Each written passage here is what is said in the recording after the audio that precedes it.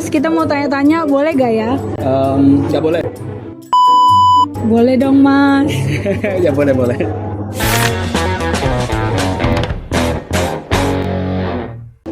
Misi Mas, ini saya Ya. mau nanya, Ya. sistem upah di sini tuh pakai sistem gaji bulanan tetap atau dihitung harian per jam sih? Untuk di sini kita per bulan tetap. Kalau apakah gaji itu diterima mencakup komponen seperti uang makan nggak sih Mas, kayak transportasi atau insentif penjualan gitu Mas? Ya. Untuk itu semua udah termasuk, tapi kita ada tambahan lagi untuk tadi insentif buat kayak target sales gitu ya. Jadi kalau kita mencapai target kita dapat tambahan juga bonusan. Dunia F&B itu kadang situasi di mana uang di kasir itu ternyata kurang atau selisih gitu, dihitung di hari akhir. Kalau terjadinya penyelesaian gimana? Apa diganti langsung oleh pekerja atau potong gaji atau diganti sama perusahaannya sih Mas? Oke. Jadi untuk itu kita kan per hari itu kita ada namanya overhandle ya. Jadi setiap pergantian tim itu nanti kita ngecek gitu. Kalau ada yang minus di waktu itu berarti di shift itu yang bertanggung jawab. Langsung untuk gantinya mungkin harus ganti langsung sih. Berarti sama yang baru juga. Aku mau tanya Mas, apakah selama bekerja di sini Mas itu udah didaftarkan ke perusahaan, dari perusahaan tuh didaftarkan ke BPJS Ketenagakerjaan atau BPJS Kesehatan ya? Dari awal sudah terdaftarkan. Oh, berarti sudah didaftarkan ya. Nah, untuk iuran BPJS ini apakah kemudian dari potongan gaji atau ada potongan-potongan lain? Terus habis itu potongannya ini dijelaskan di awal atau enggak? Untuk itu jelas dari awal awal kontrak itu udah dijelasin kalau itu nanti memotong dari pendapatan. Oh, dari gaji. Dari gaji. Oke, terima kasih ya Mas. Oke Mas, makasih. Jadi kita mau nanya, saat pertama kali Mas diterima di Kopi Kenangan, itu gimana ya Mas status hubungan kerja Mas? Apakah PKWT atau kontrak atau langsung PKWTT? Terus kalau misalnya seperti itu, berapa ya Mas durasi kontraknya? Pertama kali masuk kerja itu nanti kita dapat kontrak PKWT itu masa waktunya 1 tahun. Terus Mas, saya mau tanya, apakah sebelum Mas mulai bekerja itu diberikan salinan surat perjanjian kerja atau kontrak yang dibaca oleh Mas dan juga ditandatangani bersama? Ya, dikasih. Sama untuk tanda tangannya kita berbasis digital. Ya. Oke Mas, tadi kan Mas bilang kalau misalnya di sini PKWT, apakah Mas tahu gitu adanya aturan tentang uang kompensasi di akhir masa kontrak? Dan juga apakah dari pihak Kopi Kenangan itu memberikan uang kompensasi tersebut apabila kontrak Mas selesai atau diperpanjang? Ya, udah jelas di kontrak udah dikasih tahu kalau ketika udah selesai kontrak kita dapat kompensasi sama, tapi kurang tahu berapa ya untuk kompensasinya. Selanjutnya aku mau tanya, kalau misalnya di Kopi Kenangan sendiri itu sistem kerjanya gimana sih Mas? Kayak shift-shiftan atau gimana? Kalau misalnya shift-shiftan, biasanya satu shift itu berapa jam? Dalam satu hari atau dalam seminggu, berapa hari kerja dan berapa hari libur? Jadi untuk sistemnya kita di sini ada 4 shift dari pagi, siang, sore sama malam. Itu kita per shiftnya kita 8 jam. Terus untuk minggunya kita 6 hari kerja, 1 hari libur. Selanjutnya kalau misalnya pergantian shift atau misal closing toko gitu, waktunya sering molor atau enggak sih Mas? Terus kalau misalnya molor, itu dihitung lembur sama perusahaan atau gimana?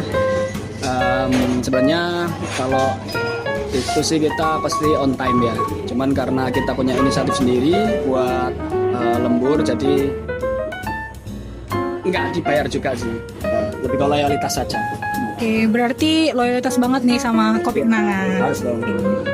Mas, kalau di sini ada staf yang melakukan kesalahan kerja, itu sistem pemberian sanksinya gimana? Itu ada SP1, 2, 3 atau langsung pemberhentian kerja? Tergantung dari tingkat kesalahannya juga. Kalau cuman kayak sekedar hal basic itu mungkin berupa teguran aja.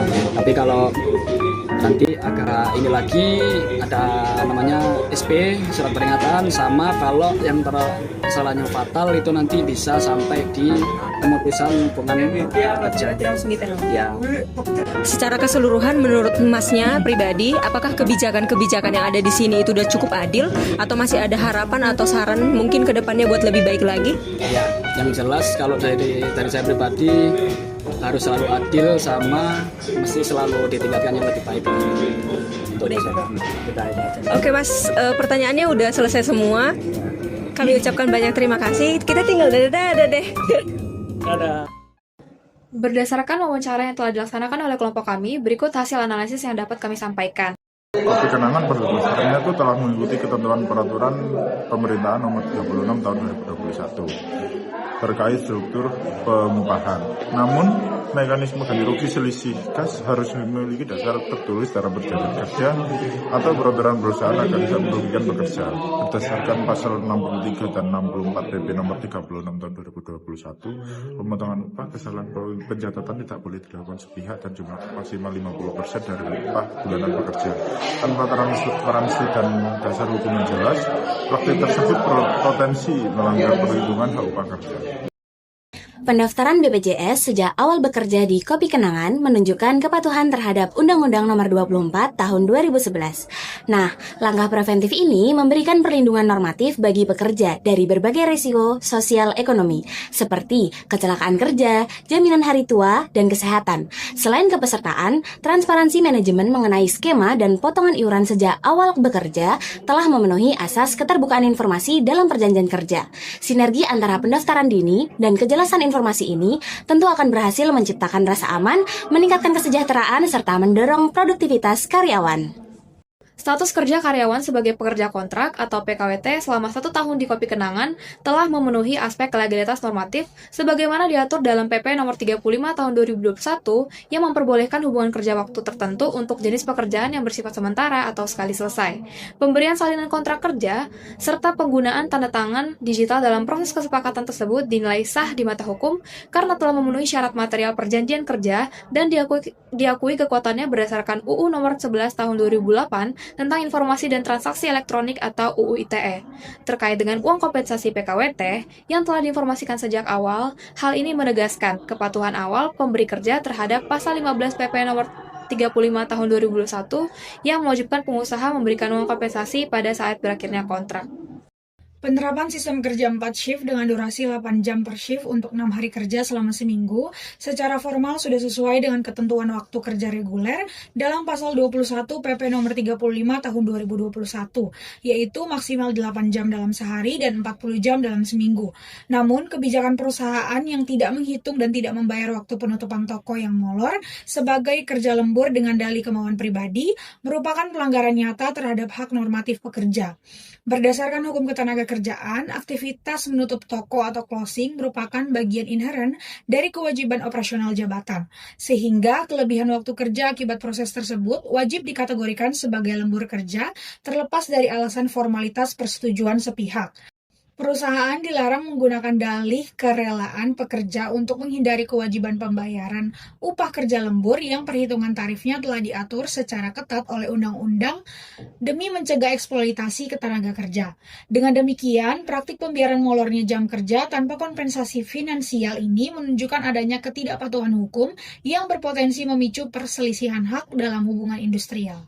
Kemudian terkait dengan penerapan sanksi dan disiplin kerja, penerapan sanksi di Kopi Kenangan itu bertahap mulai dari surat peringatan pertama atau SP1 hingga pemutusan hubungan kerja PHK langsung untuk pelanggaran fatal di Kopi Kenangan. Secara umum telah berjalan sesuai dengan ketentuan pasal 52 PP nomor 35 tahun 2021 yang mengatur tentang tata cara penjatuhan sanksi atas pelanggaran komitmen kerja.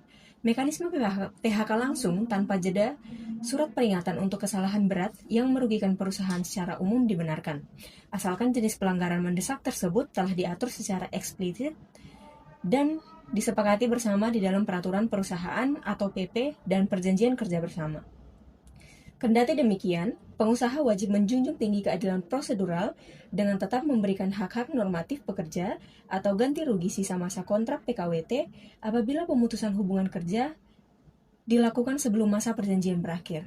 Harapan pekerja akan adanya perlakuan yang lebih adil dan perkembangan yang lebih baik ke depannya merefleksikan pentingnya penegakan asas non-diskriminasi serta transparansi objektif dalam penilaian kinerja sehari-hari.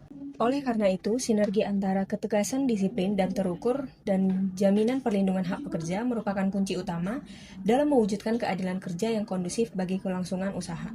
Nah, dapat disimpulkan berdasarkan seluruh analisis yuridis terhadap hasil wawancara ketenaga kerjaan pada pekerja Kopi Kenangan, memberikan gambaran objektif mengenai implementasi hukum ketenaga kerjaan pada sektor industri retail kopi di Indonesia. Secara umum, Kopi Kenangan telah menunjukkan performa kepatuhan normatif yang tinggi dalam aspek jaminan sosial, legalitas kontrak PKWT, dan sistem sanksi organisasi.